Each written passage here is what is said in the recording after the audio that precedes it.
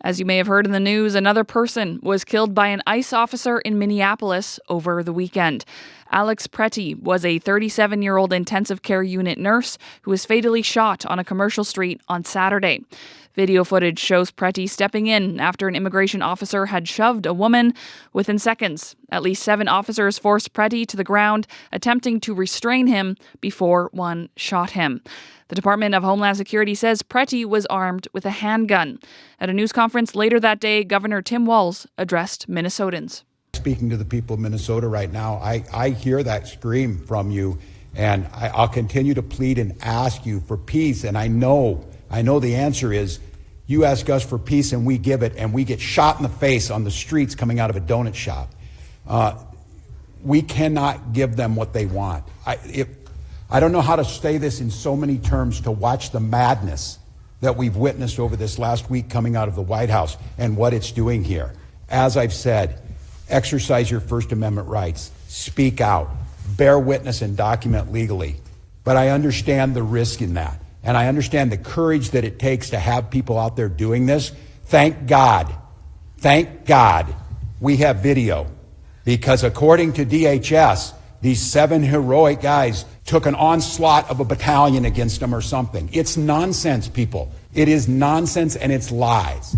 So my confidence is this, Minnesotans. You know who you are, and you demonstrate it every single day, and we damn sure know who these people are. The American public knows, and this needs to be the event that says enough. That was Governor Tim Walz speaking at a news conference on Saturday. People across Minnesota are taking part in protests and an economic blackout in response to the federal immigration crackdown. Wes Burdine is the owner of a queer soccer bar called the Black Hart of St. Paul. He's one of the business owners who closed up shop in solidarity. Good morning, Wes. Good morning. Thank you for having me, and thanks for continuing to tell our story.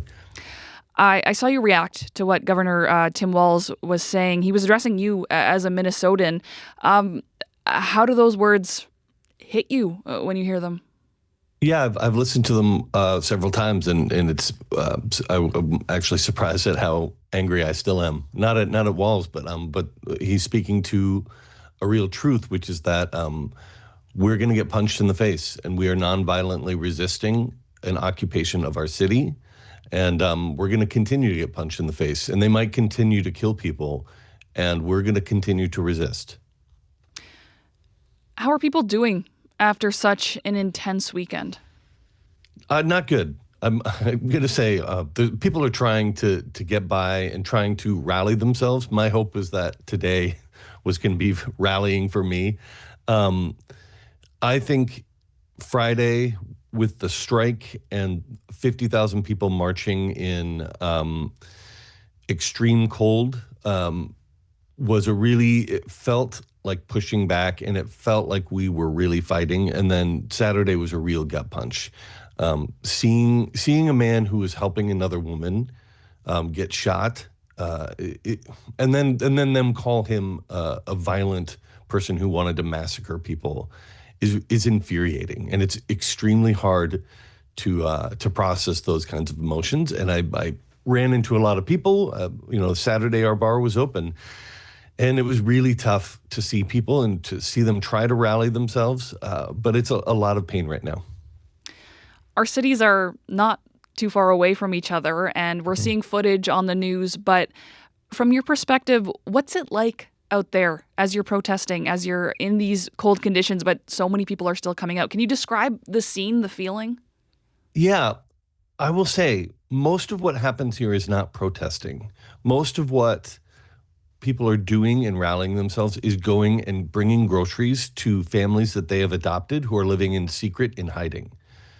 Most of it is collecting diapers and making sure those families have diapers. Most of it is going out on the streets and making sure that the second ICE want to try to kidnap and abduct one of our neighbors, that we're drawing attention to it. And so most of that's not protesting. That's neighbors coming out and supporting neighbors. Now, people have been protesting, especially since the killing of Alex Pretty. And the mood there is really solemn, and it's really painful, and a lot of anger as well. And I'm very grateful that Minnesotans are stronger and more mature than the creeps who are in our streets because we're holding ourselves back. You've been following and documenting ICE. How do you feel about doing that? How do you feel about being in that role after the death of Alex Pretty, who was doing the same thing this weekend? Yeah, I mean, it really brings it home that all I'm doing is everything I'm doing is completely illegal, and that they can shoot you down on the street for it. And it brings home just a basic fact, which is that they can do whatever they want. And if they have to, then that's fine. The whole reason of this resistance is for us to get in between them and the people they're trying to terrorize. And certainly they're terrorizing the white population here as well, but they are trying to nab and harass and terrorize every brown and black person in Minnesota. And I'm just not going to let them. And so if that puts me in harm's way, then I just don't care. Wes, one of the responses to ICE crackdowns is the economic blackout.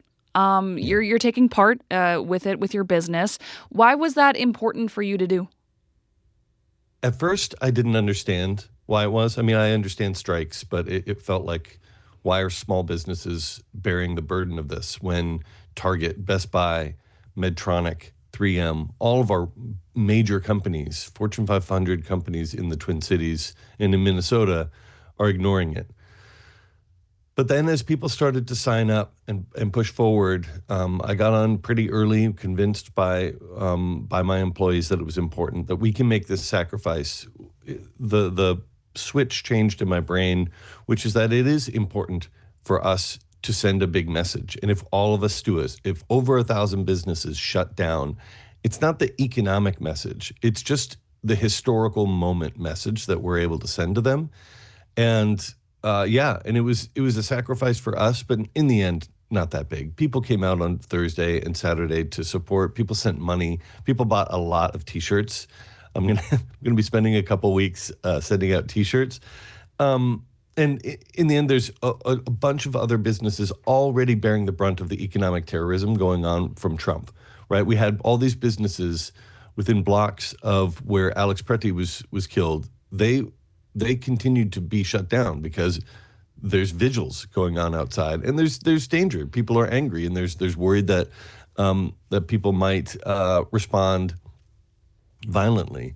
And there's lots of businesses that I know are shutting down because their staff are too afraid. And so if we have to shut down for a day, it's in the end not that big of a sacrifice. Wes, what's your lasting message to folks here in Manitoba and Canada about what's happening in your city and in your state?